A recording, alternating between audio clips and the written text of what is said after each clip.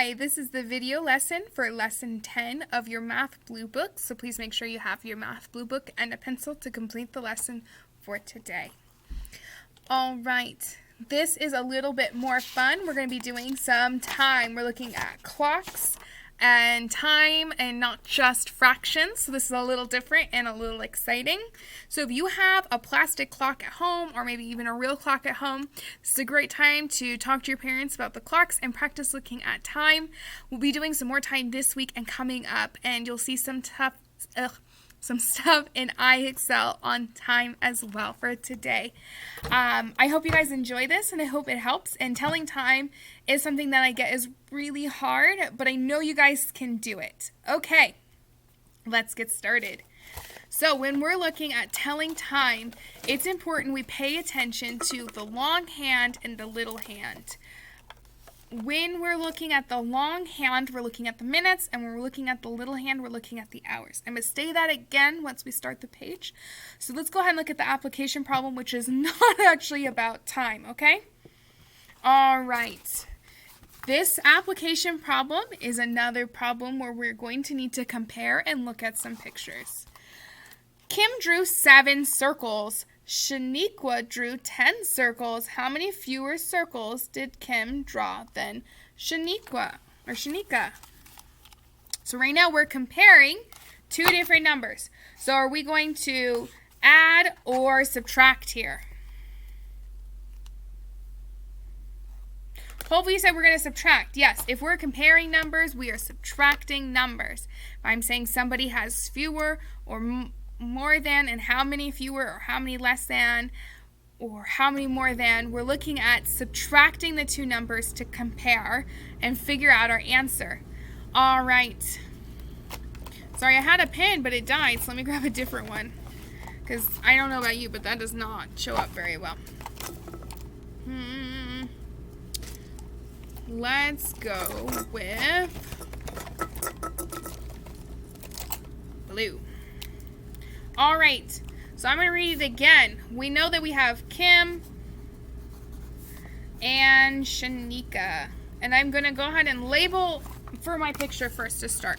I am not going to try to solve or draw anything out. I'm just like, okay, I'm comparing Kim and Shanika, so I need to draw what they both have first. Then when I rewrite it or reread it, I can draw and write out what each one of them has. Over here, Kim drew 7 circles. Oh, okay, I need to draw 7 circles for Kim. 1, 2, 3, 4, 5, 6, 7. So here we go, 7 for Kim. Then I'm going to keep reading, and I'm going to figure out how many Shanika over here needs. Shanika drew 10 circles. So I'm going to draw out 10 circles. 1, 2, 3, 4, 5, 6, 7, 8, 9, and 10. So here we have 10 circles for Shanika and 7 for Kim. Now we're trying to figure out how many fewer circles did Kim draw than Shanika, but we need to subtract. And we always try to subtract from the bigger number. So we have 10 for Shanika. That's how many Shanika drew. And then we're subtracting, so we're going to put our subtraction symbol here. And then how many Kim has? And Kim has 7. So I'm going to go 10 minus 7. So here we have 10 for Shanika and 7 for Kim to find out how many fewer she drew. So 10 minus 7 equals, and we need to solve that. So in order to solve that, there's a really great way we can look at this picture. We can try to figure out how much is left over by looking at the equal groups there are to begin with. So when we're looking at how many Shanika has, and compared to Kim, we know Kim here has 7. Kim has 7, and we know Shanika has more than 7. So we're going to go ahead and circle 7 circles on Shanika's side. So here's 5, 6, 7. So here I have 7 circles. Here are the Shanika's 7, that is the same as Kim's. Then all we have to do is look at how many circles are left over to figure out what 10 minus 7 is. So 10, take away those 7, what do we have left over? 3. 3 are not part of the group, so 3 are left over. And so therefore we know Kim drew 3 less circles than Shanika. And we're going to write that whole thing out. Kim drew 7 less circles than Shanika. And that is our sentence.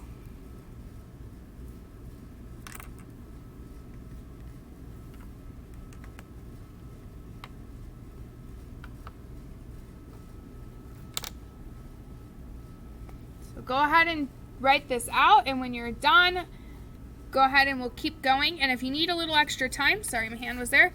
If you're needing a little extra time, please pause this video, and I am going to go ahead and turn the page in 5 seconds. So this is a little countdown to help make sure you're doing all right, and if you need to pause, you have a warning. So 5, 4, 3, 2, and 1.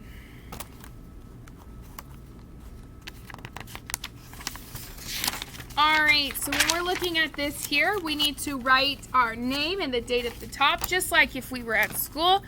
Even if you're at home, it's really good practice to make sure you're continuing to write your first and your last name and today's date. It's not a habit you want to lose. It's a really hard habit to get back into if you've lost it. So next year, if you're back at school, even this year, you want to make sure you stay writing your first and last name and the date at the top of the page. So this one says, match the clocks that show the same time. So when we're looking at this and we're trying to show the right time, we need to think about where the little hand and the big hand are in the clock. And our little hand tells us the hours and our big hand tells us the minutes. So today we're focusing on telling time to the hour. So we're going to focus on where the little hand is instead of the big hand. So I'm going to hold up my clock here just so I can show you. Right now my clock is on 12 o'clock. Both the big and the little hand are on that 12. For the hour, all of our long minute hand is going to be on the 12. So this one will stay on the 12. You see up here it has that 00 or 60. And that's because we're at 1 hour. So here, this part we kind of get to ignore. We already know it's at the 12. We know it's at the 60 minutes. We know it's at the hour. So we get to go and look at the rest of it to figure out what hour it is, because we already know that it's at an hour. We're just trying to figure out which hour we're looking at. And we need to match the clock, this clock, with what's called the analog time. Analog is this look to the digital clock, which is something you might see on an alarm clock or your parents' phone. So I have my watch here. I like to keep it on the analog setting, but I can switch it. So here's analog. It has the hours and minutes. I can switch it to a digital clock setting, and it has the digital clock time. So I like the analog. I think I learned how to tell time when I was when I was a kid too. So for me, I just like to do it. But well, maybe, I know sometimes you guys say, well, a lot of clocks just have the time at the bottom that look the other way, but you can't always guarantee that the time is going to be told that way. You might have a clock like in the classroom instead of an analog clock, and you have to be able to tell time to be able to know what time it is. Because when you're a grown-up, nobody's going to want to tell you what time it is when the clock is right on the wall right next to you.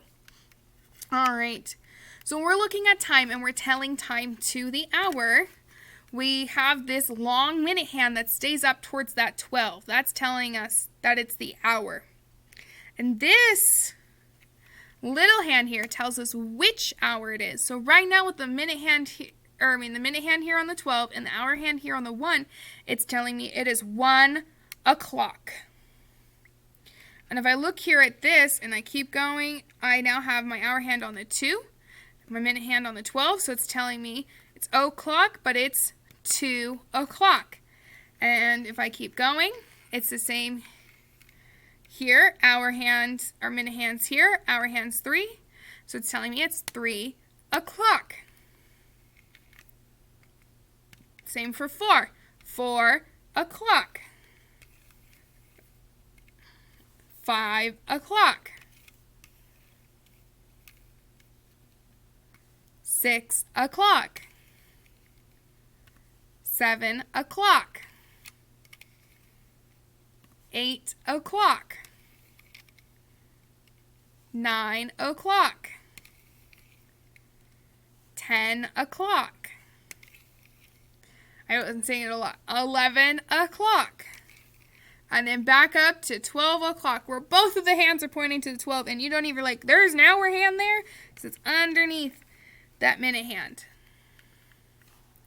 And that is the hours. So now when we're looking at this, we're going to go ahead and look at our clocks here, figure out where our minute hands are still here at the 12. We're figuring out where our hour hand is.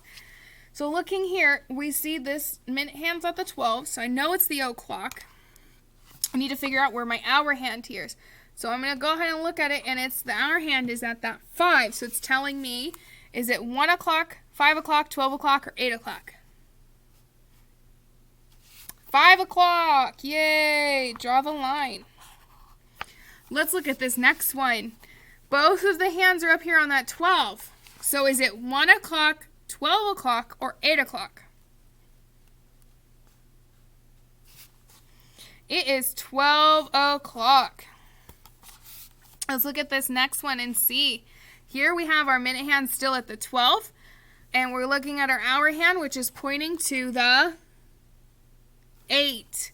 So is it 1 o'clock or 8 o'clock? It's 8 o'clock. And let's look at this last one. Where is my hour hand pointed at? It's pointed at the 1. And this last one says 1 o'clock. So did we do it right? Yay! They all match what we're saying. So we got to take that one all the way over here. It's got to go really far. As you can tell, it doesn't need to be perfect, but I do need to see where you're pointing it to. All right. Let's look at this one. It says, put the hour hand on this clock so that the clock reads 3 o'clock. So here it already has the minute hand on for us. It has the minute hand pointing to the 12. So it wants to know where our hand is supposed to be. And the hour hand is little, so it shouldn't go all the way to the number that we're pointing it at. Just like over here, it doesn't go all the way to the number. So it says, put the hour hand on this clock so the clock reads 3 o'clock. What time? 3 o'clock. So find that 3 o'clock. Circle the number 3. Not too big, just a little circle. Once you've done that, you know where it needs to point. So then you're going to go ahead and do a little hand here. And it's not going to go all the way, maybe just halfway. And you can add an arrow to the end or you can leave it. I like adding an arrow. And there we have it. That says 3 o'clock. All right, let's go ahead and look at the second page here. This is the same. It's asking you to write the times on here. So most of these, you're writing it as the analog time when they give you, the digital time when they give you the analog time. And some of these are the analog time, and they want you to write what that is. So here we have this up here is the minute hand on the 12. So we know it's the o'clock. And to write the o'clock, we're going to write 2 zeros at the end. 0, 0. And if the hour hand is on the 12, we know it is 12. And then the 0, 0, 12 o'clock. Let's look at this next one. Over here, let's figure it out. Where is my hour hand pointed at? The 1. And there's a different way to write it. So instead of having that 0, 0, it's saying 1 o'clock. You see that? It says O apostrophe clock. C-L-O-C-K. Over here, it shows this. So this time is 3 o'clock. Over here, let's find where our hand is. I found it. It's pointing at the 9. So the time is 9 o'clock. So we're going to go ahead and put a 9 here because it already says o'clock. Let's look at this one. It has the minute hand and the hour hand on the 12. So the time is 12 o'clock. So 12, 0, 0. Over here, we're finding our hour hand again. We have it on the 7. And then so it's 7 o'clock. Let's look at this next one. Our hour hand is on the 4. So it is 4 o'clock. And instead of having o'clock, it has those 2 dots. It's kind of hard to see. It has blank and then 2 dots and then a blank. Those 2 dots are what's called a colon. So we have 4 colon 0 0 to write 4 o'clock. Over here we have this time. It says 6 colon 0 0 and that time is 6 o'clock. We need to find our hour hand. It's pointing at the 11. So our time is 11 o'clock. So 11 colon 0 0. I'm going to do this last row, but I know you can, this row, but I know you're going to do this last row and you can do it all on your own. So let's go and do J, K, and L, and then on your own, please do M, N, and O. So here at the J, we're looking at the hour and it's pointing to the 10. So it's 10 o'clock. K over here is pointing to the 6.